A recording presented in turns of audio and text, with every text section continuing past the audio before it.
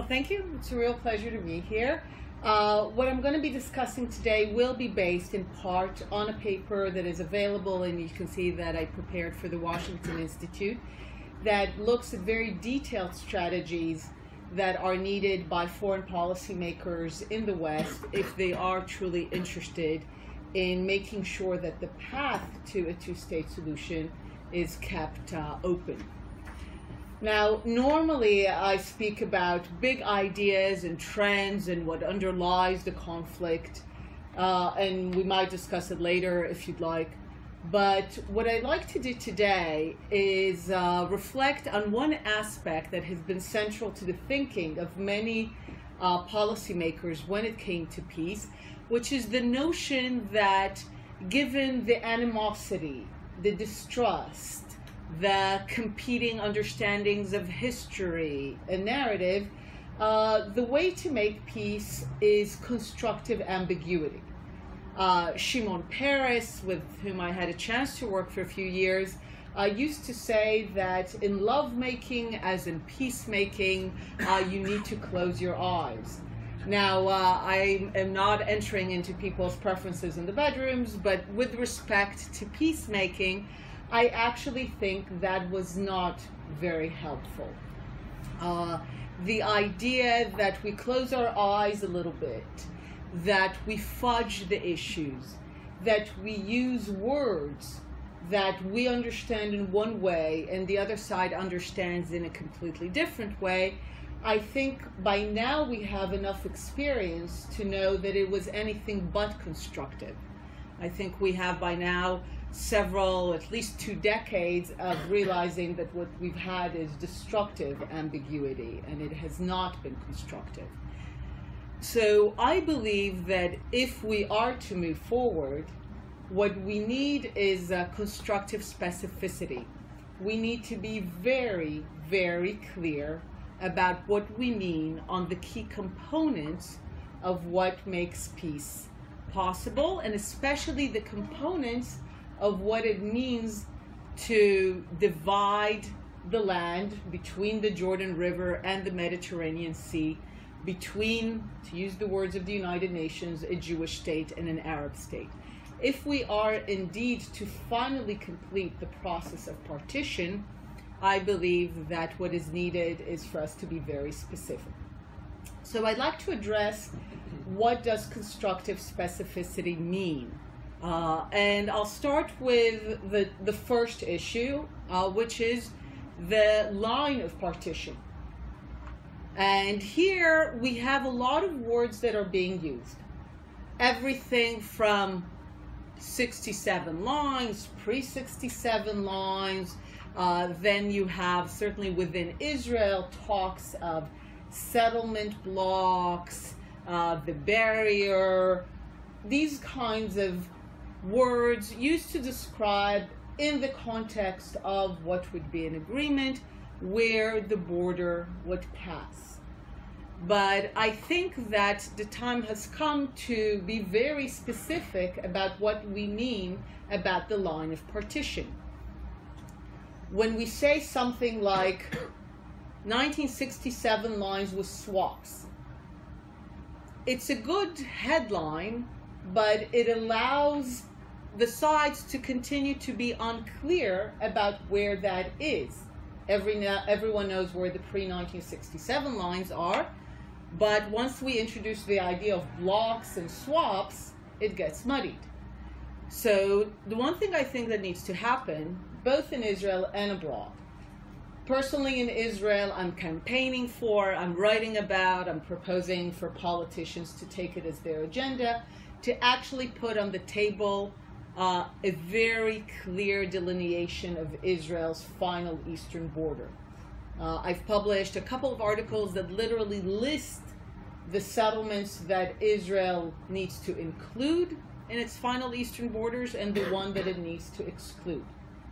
But I actually think it is a good idea for also foreign offices in Western countries that are interested in the issue to do the same thing. Rather than continue to talk about, we expect it to be around the 67 line plus swaps and blocks, actually say and show what it means. Put a map. Just put a map. Put a map, and also begin to base the policy on this map. Because we know that in the past and in the present, what has undermined both American and European foreign policy, certainly in the eyes of many Israelis, is that in not making a distinction between certain settlements that there is an understanding that will be part of the State of Israel in any agreement, and those that are likely to be not, while leaving certain ones up in the air, this has undermined everyone and everyone's ability to understand what's going on. So I think also for foreign offices in Western countries, this would be hugely beneficial to say, this is our working map. This is what we find acceptable. Personally, what I've been proposing, the list of settlements, they include the main blocks except Ariel. I believe Ariel needs to be outside of Israel. It goes too deep into the West Bank. Places like Ma'ale Adumim and Givat Zehev have to be connected to Israel only with basically a road, not beyond it. And I'm talking about territory that is about 4% of the West Bank and is home to 75% of the Jewish settlers. So this is in terms of putting a map and a line, and I think finally ending the whole muddiness around 67 blocks swaps and making it very clear where it is. I think also once foreign offices in the West have a working map, they can begin to have a policy that is based on this map, that says we are going to be much stricter about everything that is east of this line, but we are accepting that within this line, building can continue. It becomes a wiser policy and one that has greater credibility. Within Israel, I think a politician that will come to the Israeli public with a clear statement that says, we are ending the muddiness. This is going to be our final eastern border. This is who's in. This is who's out. I think that also could be a political breakthrough, certainly from a leader from the left. So that's on the issues of borders, blocks 67, which I think is the first step that needs to be taken towards the idea of constructive specificity. The second issue that I want to address, and it's related to that, is the issue of Jerusalem. As I'm sure you know, there are several Jerusalems. Everyone means something else when they speak of Jerusalem. And here too, I think the time has come to be very clear about what we mean when we say Jerusalem. Jerusalem includes the Jewish neighborhoods west of the 67 line, those that were Jerusalem pre-1967. Having grown up there, I can assure you there is nothing holy in that part of Jerusalem. It is humdrum neighborhoods, truly nothing to get excited about. I think it is time for the world to be very clear that there is no question about the status of this part of Jerusalem. That part of Jerusalem, there's no question, there's no controversy, and therefore issues such as moving embassies should actually be no big deal. The embassies of all countries should be in Jerusalem west of the 1967 line. It is time for the world to end the fiction that, as all good fictions are, was only ever on paper. The fiction that Jerusalem is an international protectorate to be governed by the world. It was an idea in partition, as you know, because of the challenge to partition and the war that followed, it never existed. And the time has come to stop toying with that fiction and saying very clearly, we recognize that Jerusalem, west of the 67 line, is Israel's. Embassies should be there, and there should be no challenge to the question of whether this is Israeli territory. The other part are the Jewish neighborhoods that were built east of the 67 lines surrounding Jerusalem, and those should be part of the map that would be put forward. So the Jewish neighborhoods are part of the 4% territory, the 75% population that should be considered as annexed to Israel, that Israel, I believe, should clearly annex to it, and again, to do it in a way that is minimalistic, but that should be part of Israel. Then there are the Arab villages that were annexed to Jerusalem or included in its municipal boundaries after 1968, were not part of the Jordanian East Jerusalem, and here there should be no question in my mind that they belong to the Arab side, to the future Arab state, to the Palestinians. And here, again, I think the world should be very clear that they do not recognize that those are part of Israel or part of Jerusalem. So they are and should not be part of united Jerusalem. And then finally, there's the Old City. So when people speak of Jerusalem, they immediately think the Wailing Wall, the Temple Mount, Al-Aqsa Mosque. But as you know very well, this is about 1 square kilometer.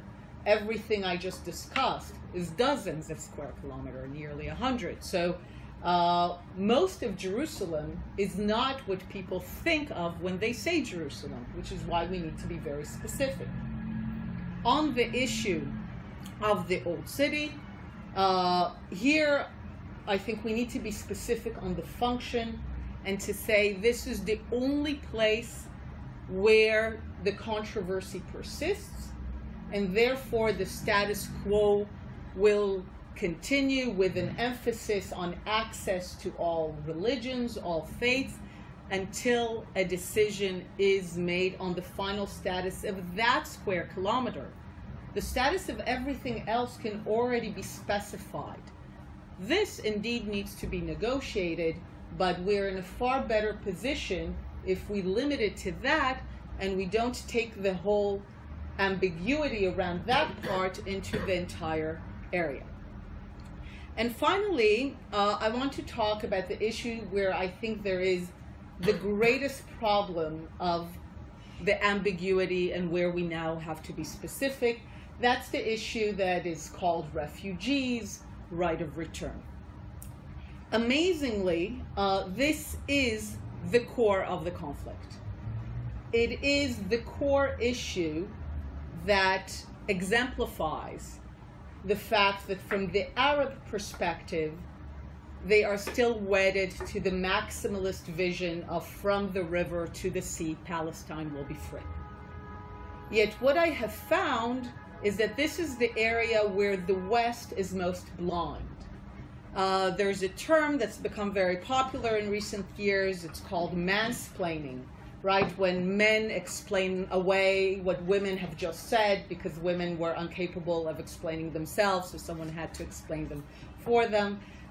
So now I thought of introducing the idea of Westplaining or Western plaining, the idea that Western countries explain away what Arabs and Palestinians say. So when Arabs and Palestinians say, we will return to Jaffa, this is ours, we will never give up the right of return, it is a personal, private right that no leader can ever negotiate. I have met with numerous Western diplomats who represent the countries that donate, support the organization that really upholds this idea, the UNRWA, the UN Relief and Works Agency, and they say things like, but they know that they're not coming back. It's just a negotiating card for future, this is what they can give in negotiations. But this isn't explaining away, this is Westplaining of something very clear that the Arabs and Palestinians are saying. Which is why I think this is where we really need to be specific. The Arab Palestinians and the Arab world in general, including in the Saudi initiative, have come to use terms such as just, agreed, a just and agreed solution to the Palestinian refugee problem. Pretty much almost every word in that sentence is interpreted differently by the Arabs and by the West and Israel. We'll begin, of course, with the term refugee. As I'm sure you know, by no other standard would the 5 million Arab Palestinians registered as refugees today be considered refugees. 80% of them live either west of the Jordan River, so in their system they live in Palestine, have never been displaced, grown up there all their lives, or they're citizens of Jordan. So we have people who retain the imagery of refugees where we think of people who have just escaped from war and have lost their homes just now. And we don't think of middle-class lawyers living in Ramallah. But this is what many refugees are. So the term itself is deeply misleading, and that has to be replaced. But even the idea of just and agreed, so many people in the West and in Israel have understood it to mean that the Arab Palestinians have therefore agreed to compromise. Why is that important? Because anyone who understands the details knows that if an Arab Palestinian leader says, we've accepted the two-state solution, we've recognized Israel, but at the same time they insist on this demand of return, then the only two states they've ever accepted and the only two-state solution they support is one of an Arab state east of the Green Line and another Arab state west of the Green Line. It means that they have not yet accepted the United Nations notion of partition of a Jewish state and an Arab state. So it is important to emphasize and be very specific on this issue. When the Arabs say just solution, the justice in their conception is return. Return and justice are almost synonymous. We in the West and in Israel say just, okay, as long as they have citizenship in Jordan, as long as they have a home in Canada, that's just. No, but in the Arab Palestinian thinking, justice is return. And agreed. A lot of people say, oh, agreed. So that means that if Israel doesn't agree, then it doesn't happen. So they understand that. But they think of agreed completely differently. Agreed means we'll agree on something. For example, Israel accepts 5,000 Palestinians a year. We agree. It's agreed. But that doesn't end the demand. If you hear in recent years, the Arab Palestinians have emphasized that return is a personal right, that no leader can negotiate it away. What does it mean? It means that even if something is agreed in an agreement, it doesn't end. Because the demand always exists, because no one can negotiate it away. They can agree on numbers, but the agreement cannot end the demand, ever. At least the way that they have construed it. So here, more than in any other issue, we really need to be very specific. This means that both Israel and the West need to stop using terms like just, agreed, reasonable. You hear leaders like Kerry and others using terms like reasonable, realistic. Well, what the West and Israel think of as realistic, a few thousands, the Palestine papers have demonstrated that the Arabs conducted research that to them meant that Israel can absorb 2 to 3 million. They think that's realistic. So even when we use that term and we think it's understood very differently. So here the time has come to be very clear and say, first, there has to be complete renunciation, private and collective, of the demand of return west of the 67 lines. Just as Israel needs to renounce any territorial demands of return, of Jewish return, east of the border, so do the Arabs need to clearly, collectively, and individually renounce demands west of that border. That's something that is to be very clear. It could be said that Israel, as a gesture, might allow 5,000 Palestinians to enter. But the numbers should be clear, and it should also be clear that there is no demand. Whatever Israel does is up to Israel, but there is no notion that the Palestinians have that claim, that it's a legitimate claim. Now, I understand that the Palestinians will continue to dream of Palestine from the river to the sea. The Jews, some Jews at least, might continue to dream of Judea. But there is a difference between a people dreaming and whether the world supports them in that dream. Just as Jews who dream of Judea find themselves isolated in the world, in their demand and claim, broadly speaking, Arab Palestinians who demand Israel west of the 67 lines today don't find themselves isolated. Because of the fudging of words of just and agreed and rights and realistic, they actually still think, not to mention the continued financial support of the West to UNRWA, they actually think they are supported in their maximalist claims rather than isolated in their maximalist claims. So, if we are to truly make peace, based on the understanding that both the Jews and the Arab Palestinians are an indigenous people to the land, that both have a realistic and serious claim to all of it, but that if both insist on the exclusive and superior claim to all of it, it will be war forever. And peace depends on the fact that there is a clear renouncing of both sides of their superior and exclusive claims.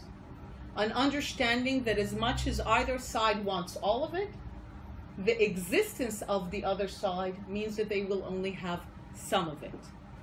And the sum of it needs to be very specifically defined at this point.